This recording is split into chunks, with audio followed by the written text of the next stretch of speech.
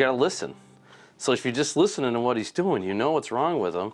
You know if you gotta burp him, you know if you gotta feed him, you know if he's just tired and just aggravated.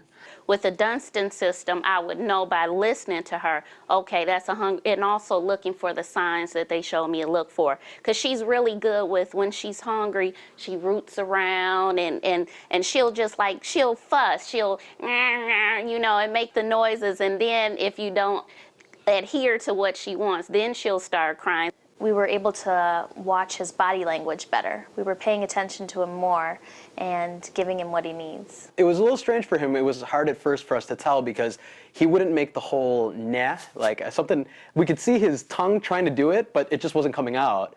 I was like, I hear her saying it, you know, and you can actually watch her tongue and you can say, yeah, she is going net. I think the most important thing that I learned from this was that you really need to listen to your baby, and you really need to watch them, pay attention to what they're trying to say to you, because they've got something they're trying to communicate, and you just need to kind of open up your mind and realize that it is possible to understand what they're saying.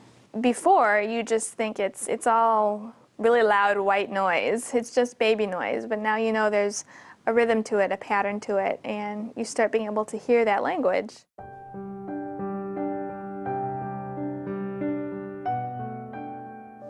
You know, we watched the videos. What helped was hearing other babies cry, because then you're able to pick up on your child's cry. It's almost like when people say the same word, sometimes we can say it different ways depending on where we're from, but it's still the same word, and I felt like that's what was happening with these babies. So we had to really listen to, okay, well, how does our baby say nah, or how does our baby say eh, and really try and discern that.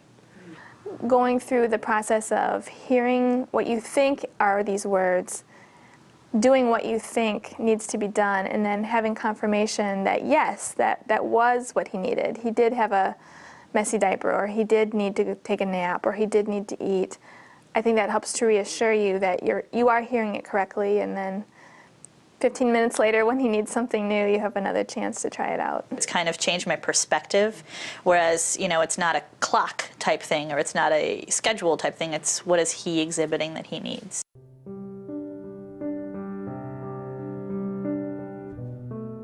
It piqued my curiosity, so I put the DVD in, and I was just glued to the TV. I think I watched it 5 times. What helped me to learn the system was actually watching it, and I watched it several times. And as soon as we watched the DVDs, we watched them a few times. Both of us watched them at least 3 times. We were like oh. Wait, look at that. He does that. I had to watch the video like pretty much every day, you know, because it is hard to pick up on the little ness and the S. He was crying really bad, and I was at home with my aunt. It's like, well, put the tape in, put the DVD in. So I put it in, and my aunt holding the baby, trying to calm him down. And he's crying, and we're trying to shove the bottle in his mouth, thinking it's hungry, and he wouldn't take it. So then we hear the and we figured out he needed to burp. So we burped him, and then he ate his bottle, and he went right back to sleep with no problem.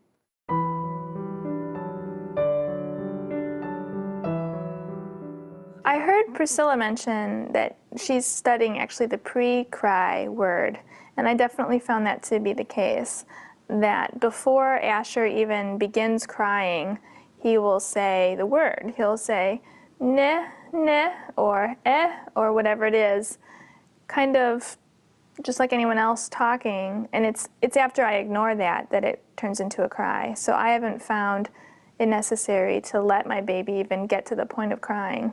Of course, you want your baby to not ever cry and not ever be upset, and when they do, it's frustrating and hard to know. So I think it just makes you feel better and like you're doing more for your child, because you're not waiting till they get so upset that they're inconsolable. It's almost like he realizes, okay, well, you know, I don't have to do much, but when I say this sound, I get this, or this is a result. Gabriella has transformed into a wonderful baby.